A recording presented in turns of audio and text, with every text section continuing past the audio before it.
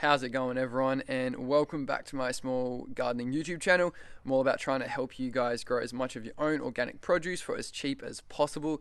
Now today I'm going to be showing you guys how to propagate a banana tree. So this is actually my first attempt, but I've done a lot of research and I feel pretty prepared for doing this myself. So I have a dwarf Cavendish banana tree which is grown in a root pouch. I think it's the 120 litre root pouch, but there's a lot of different suckers or pups, that's also what they're known as, growing from the base of the trunk. So I'm going to be showing you guys how to remove those to give those suckers the best possible chance of growing their own roots or developing the root structure that is already there, and suddenly you're multiplying your banana trees like crazy. So I'll take you to the banana tree and we'll get straight into it. Okay, now there's two main types of suckers that can grow from a banana tree. The first one is the water sucker. Now my banana tree has lots of these. So these have really nice big wide leaves, which is why they're called water suckers, because they take up a lot of water and use a lot of energy from the main mother plant. Now these ones don't have a well-established root system if there's already roots growing from the suckers. So these are generally the ones that you don't really want to propagate if you want them for fruit.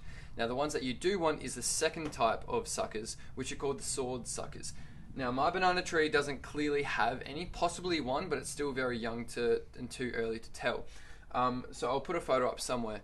But these ones have very narrow leaves, sword-like leaves, and these have a much better established root system, and so they have a greater chance of producing a much healthier fruit. So these are the types of suckers that you want to propagate if you want to be having another tree for fruit. Okay, so I've got a sterilized kitchen knife that I'm going to be using today instead of secateurs, just to make sure that I get a clean cut. Now what you want to do is sort of dig away some of the soil from the mother plant. You can see some of the roots along here, but you just want to sort of dig away some of the soil in between the mother plant and the sucker. Then you want to get your knife and sort of start to cut down as deep as you can, close to the mother plant, but not close enough so that they're going to be cutting it, because the one thing you really don't want to do is sort of compromise the health of the mother plant. So I'm going to be cutting this straight down, trying to go close to the mother plant but not too close, just to try and get some roots from the sucker. So I can feel them cutting through something there. And you just want to gently, you don't have to cut all the way, then you just want to gently sort of pull the sucker away a bit and try and tease it out.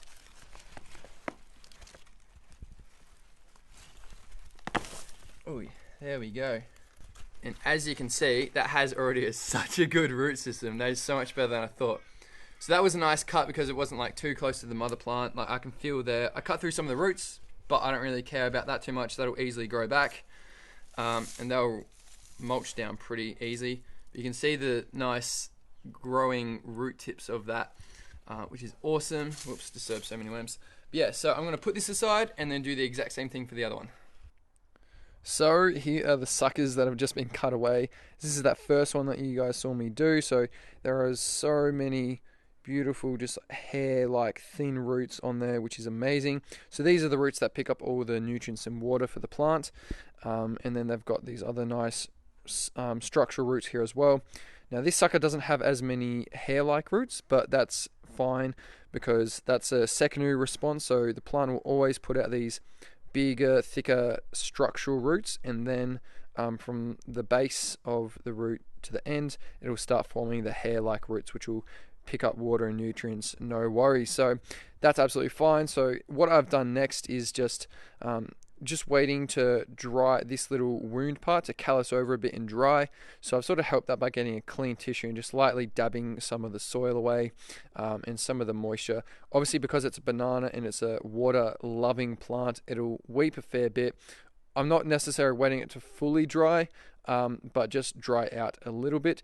Once that's done, I'll show you guys how I'm going to be planting these bananas up. Alright, now the wounds have just dried off a little bit. They're still not fully cast over, but that requires a couple of days, and I'm not really too concerned about it because I have a little trick to avoid root rot. Now, so potting up. So like I said, these have dried out a little bit. Again, I'm so happy with how they are, particularly their root systems that they've got. Beautiful roots. Now, all I'm going to be using for potting them up, just a couple of pots. So this is going to be obviously for the big one. This is going to be a smaller one. And then I've just got some general potting mix, just all-purpose potting mix. It's got a little bit of fertilizer in there, but you really shouldn't add any extra because, again, the root systems are very young and you don't want them to burn. So now all I'm going to be doing is quite simply filling up the pot part way. Then you just want to take your plant and just sort of test where the roots are going to be. So you kind of want to hold the plant and then fill in the rest. You don't want to fill it all the way up and then force the roots to go in there. You want to try and spread the roots out nice and evenly and then fill up around that. So I'm just going to finish potting this up.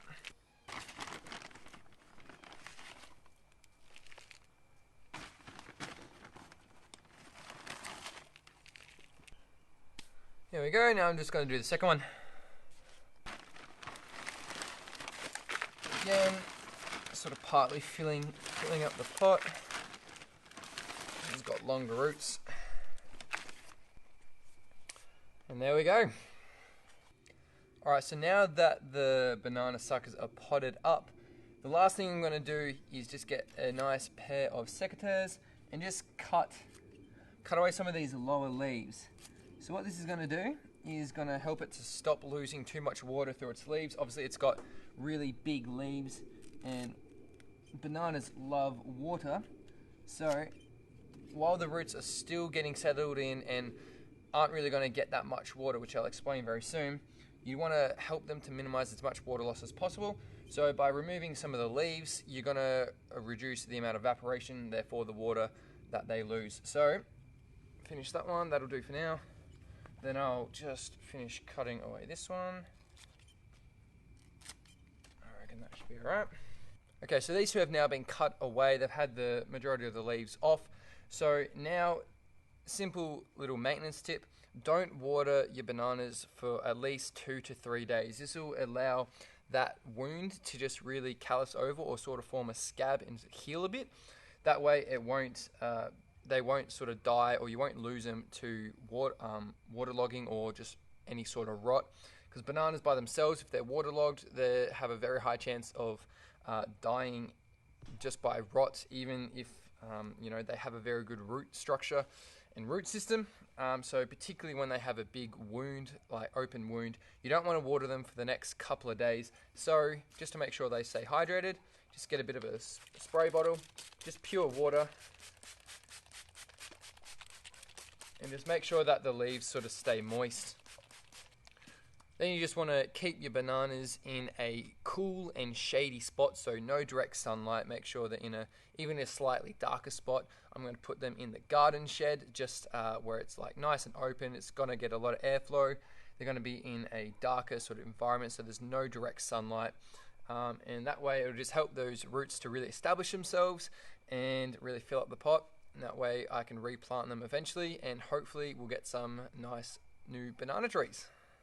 And there you go, that's how you can propagate your banana tree and get even more trees from those suckers. So I'm super wrapped with how that went, particularly the roots that they had. I wasn't really expecting them to be that big, but I'm so glad that they had grown that big, and should really get these new banana trees off to a ripper start. So I'll leave the video there, but if you have any comment suggestions or questions, make sure you chuck them down below for me and I'll get back to you as soon as I can. If you want to see any update photos that I'll be posting about these and other things in my garden on my social media platforms, then make sure you check out the links as well below, and that'll take you straight there. And then otherwise, lastly, if you want to subscribe, then make sure you click on my face. That'll be popping up around here in a moment. That way you'll get a notification each time I post a new video, and you can be one of the first to see them. And hey, I'll leave it there, but I hope you guys are having a cracker of a week, and I hope you guns are busting and booming with growth, and I will catch you all next video. Cheers guys.